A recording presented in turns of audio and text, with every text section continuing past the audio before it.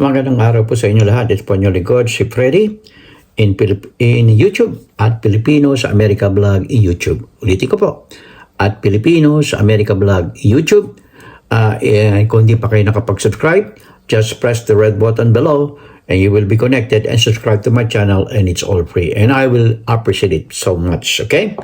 And at the same time, if you could make some comments regarding this video that I'm going to have regarding the situation of arrest warrant issued by the Senate, Philippine Senate,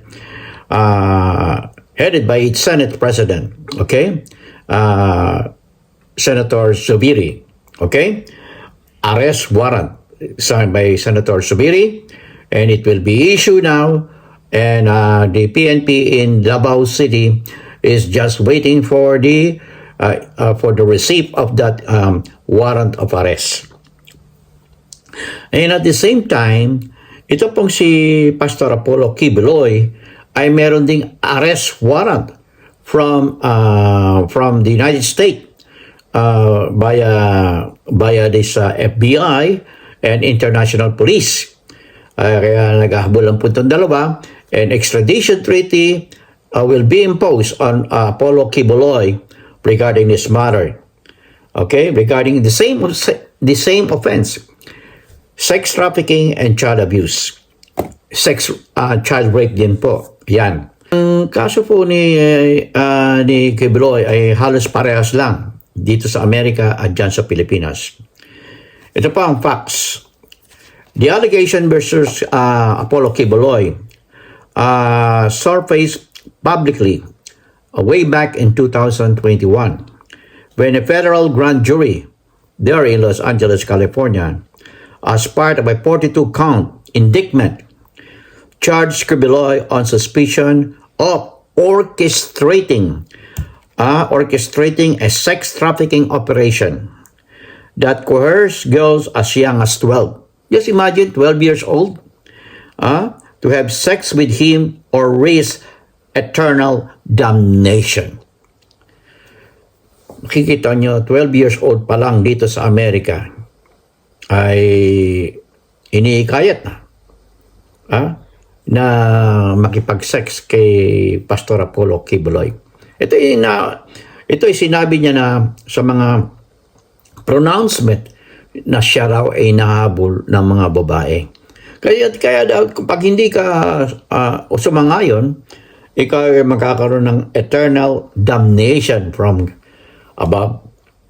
Kasi daw siya ay anak ng Diyos.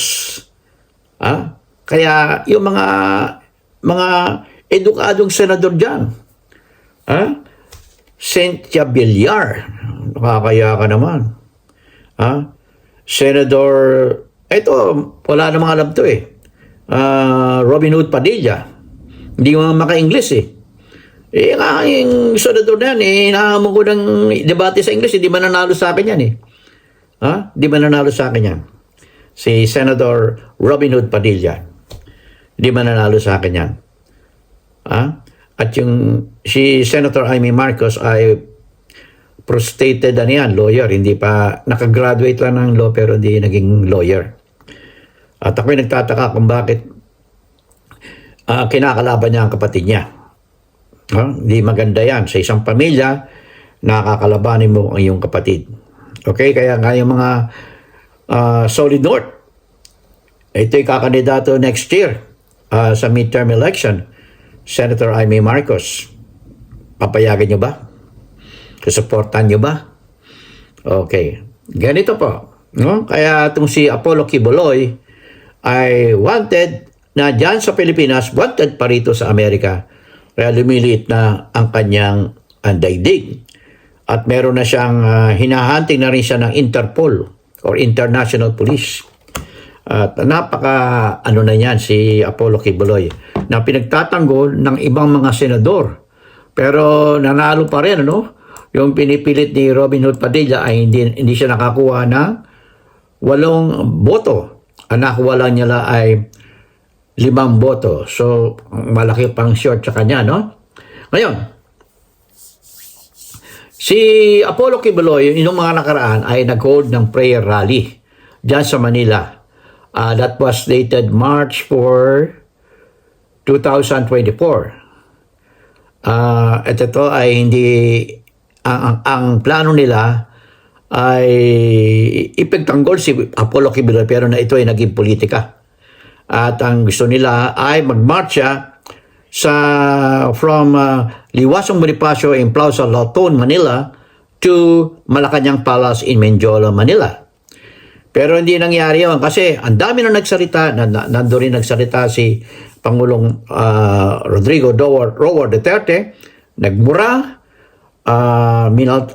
kung ano sinabi, at itong si Atty. Glenn Chong ay sasampalin daw niya si First Lady Lisa Marcos. Okay? Nakabastusan yan at siya ay nahaharap sa disbarment kasi meron ng letter of complaint sa kanya ng mga members of Congress, some 2 members of Congress regarding this hindi magandang behavior na ginawa nitong si Atty. Glenn Chong. At yan madidisbar siya kung sakasakali at ito ay umabot sa mesa ng ni Chief Justice Gesmundo. Ayan po. Kaya nadadagdagan na ang mga abogado for disbarment diyan sa Pilipinas. Dahil lang sa kanyang kabastusan, pagmumura, at nawawalan tuloy ng respeto ang mga Pilipino sa mga abogado. Malaking kamalian niya sa ginagawa. Biro mo mahirap maging abogado sa Pilipinas at pagkuha ng bara, naku, abot-abot. Yung iba, take 3, take 4, take 5 ba? Mahirap maging abogado dyan sa Pilipinas. Kaya ito ay hindi maganda. Ngayon, the Philippine Senate, ito maganda. The Philippine Senate on Tuesday ordered the immediate arrest of ex-president, naku, ito, immediate arrest of ex-president Rodrigo Duterte, spiritual advisor. Yun naman pala, no? To face question over allegation of widespread sexual abuse. Wow. After the pastor again failed to show up for testimony before lawmakers. Alam niyo yung sexual abuse, dito sa Amerika, pag talagang mabigat ang paratang sa iyo, without bail. Without bail po yan, yung mga ganyan. Yan o, ang ano. Ito ay galing sa Benar News. Ito ay galing, looks like, from Indonesia or Malaysia. So, itong issue ito ay international na, yung kay Pastor Apollo Kibuloy. At maging yung kaso ni Rodrigo Roa Duterte. Puro international na yan. Kaya nakakaya, no? Nakakaya itong mga pinagagawa nito. At yung mga kumakampi ng mga senador dyan sa Pilipinas, tandaan niyo, sa midterm election, tandaan niyo itong mga senador na to na kumakampi sa mga kriminal. Okay? Bagamat sila ay suspected, pero seryoso ang kanilang kaso na hinaharap. Okay? Si Apollo Kibuloy ho ay involved sa sexual trafficking and fraud. And yan ay mabigat, no? Mabigat na kailangan pawalang bisa ni Apollo sa pamamagitan ng kanyang mga abogado kung ito ay totoo o hindi totoo. Talagang mabigat ang kaso ni Apollo Kibuloy. At hanggang ngayon ay hindi siya humarap sa Senado at dyan sa Kongreso sa kanyang mga hinaharap na investigasyon para sa kanya. At siya rin ay naharap sa mga kaso na isinampa ng Department of Justice through Justice Secretary Remulla na dyan sa siyudad ng Pasig at dyan sa siyudad ng Davao. So mabibigat ang mga kaso kaya meron na siyang warrant of arrest na i-implement na ngayon ng Philippine National Police dyan sa Davao City at sana ay back up ito ng mga SWAT ng Philippine National Police kasi baka maraming mag-alsa at hindi tayo nakakasiguro at ng Philippine Army Rangers at support ng Philippine Air Force, mga fighter jets natin just in case there will be umabot dyan sa ganyang Kasi ito ay maraming nabudol tong si Pastor Apollo Kibuloy dyan sa Pilipinas. Okay? Okay, antayin natin kung ano, for the next 24 hours, kung apang mabalita ito, ay nasa natin na mahaharap din. Kasi wala siyang pwedeng takasan kahit tumakas siya, hahanapin din siya ng international police. At kung siya may napunta sa ibang lugar, hindi rin siya masisiyan. Biro mo, buhay hari siya dyan sa Pilipinas. Kung siya ililipat sa ibang bansa, oo nga, nakakalaya siya, pero para naman siya nakakulong din dahil hindi siya mag-enjoy sa buhay niya. Hindi siya mag-enjoy sa buhay niya. Compare dyan sa Pilipinas na nag-enjoy siya, kahit papano. Di ba? Okay. Okay, kaya nga, sinali niya ang pamamahala sa kanyang mga, hindi ko masabi kung saan galing yung kanyang kayamanan, pero ang mamamahala dyan ay si dating Presidente Rodrigo Roa Duterte na nahaharap din sa ganyang kaso.